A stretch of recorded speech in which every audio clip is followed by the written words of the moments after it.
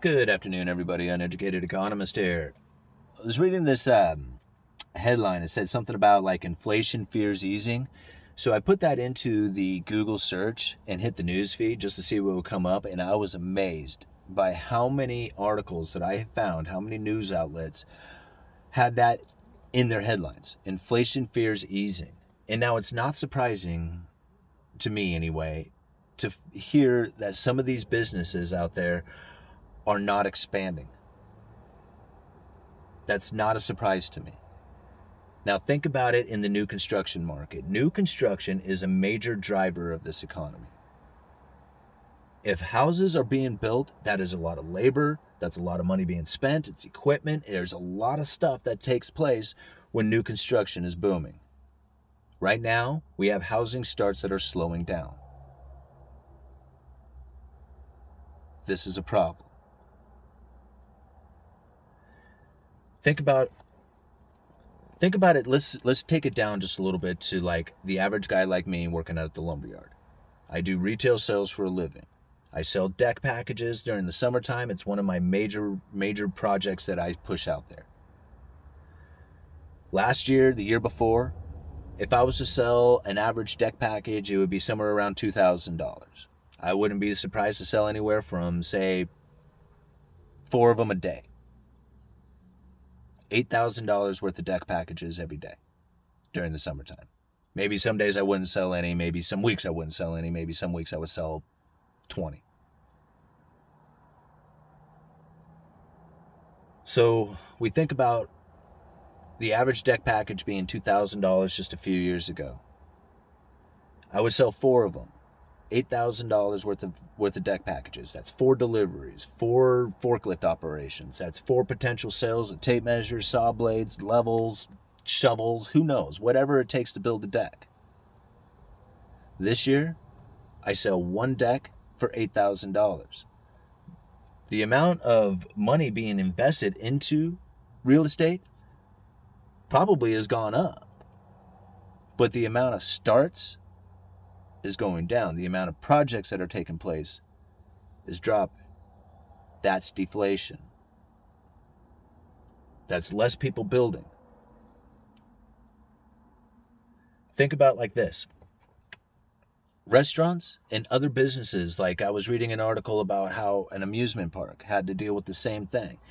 Lack of staffing has these companies shutting down, cutting back their hours and literally shutting down the business. That's deflation.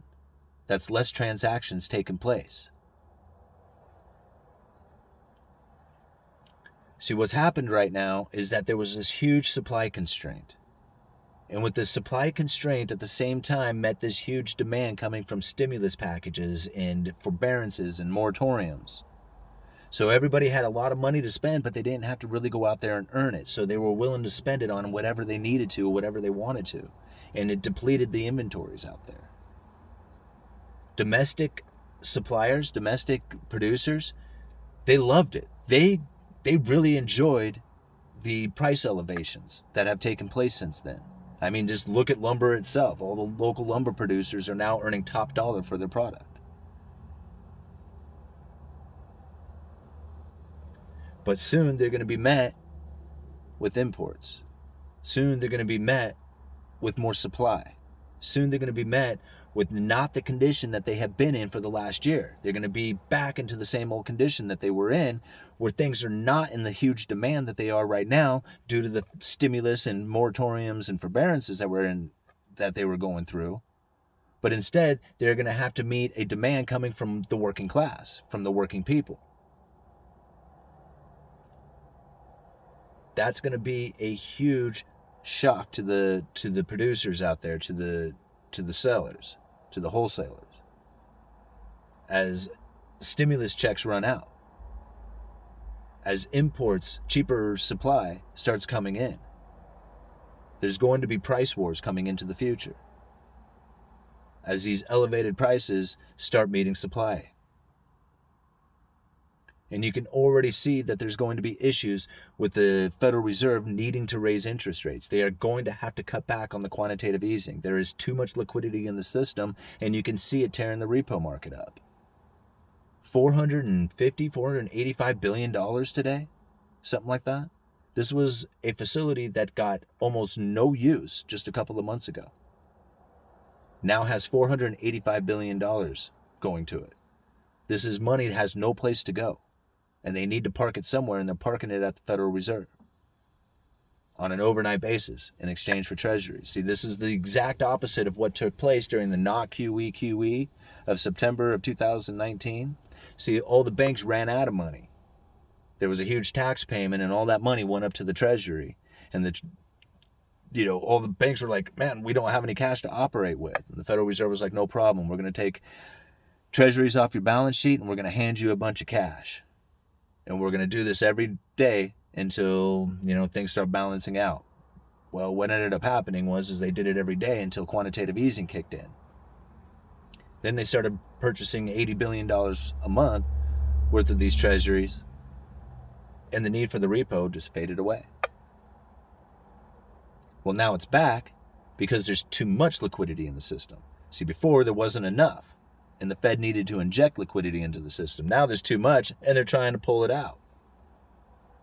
See, they're going to have to at some point say, okay, the quantitative easing needs to come to an end. We are injecting far too much into the system. We're having to pull it out in the repo market on an overnight basis.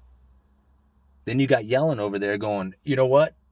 The country isn't doing, the government isn't doing enough spending. They're not aggressive enough. Well, yeah. Is because there's no place to park that cash. If there was, they would be buying treasuries. But there's not enough treasuries out there because the Treasury General Account has been drawing down. They had a bunch of cash. The Treasury had been sitting on a bunch of cash. And they're trying to spend that down so they don't have all this cash sitting on their books in that account. Which means that they don't have to issue out as much treasuries. If they don't have to issue out as much treasuries, that means cash doesn't have a place to go. Because it would go into buying treasuries. But since it doesn't, they need to find a place. And that's where the Fed is stepping in. See, if they backed off on the quantitative easing, then some of that money could go into purchasing the treasuries that the Fed is doing. The stuff is getting complicated. I understand that. It's hard to wrap your head around all this stuff to understand, what the bigger picture is going to look like. Think about it like this. Yes, there is a lot of money in the system. There is a ton of it out there. And it is chasing a lot of stuff, especially things like house prices.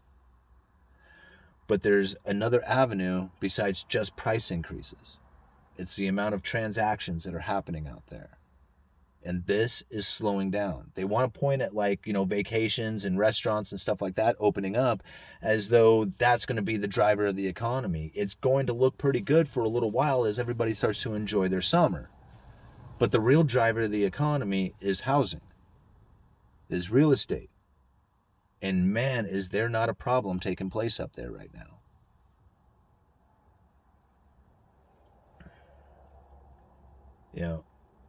I can't predict the future, but there's just some things that seem that even though it doesn't seem like it can be logical at the levels that they are, there's some things that are going to take place that shock the heck out of everybody.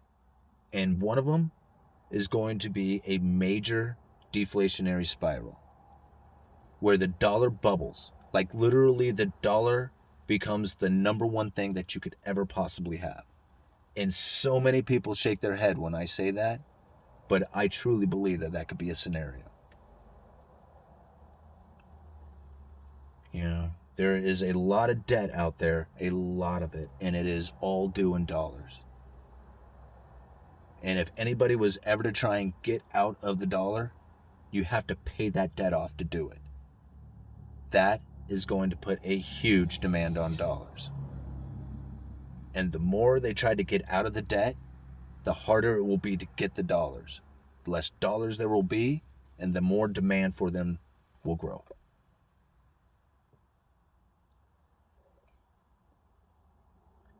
keep your eyes on this housing market. Keep your eye on the housing starts.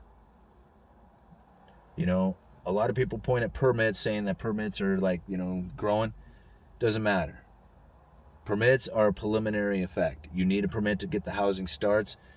Housing starts is where it's at. That's where you want to look.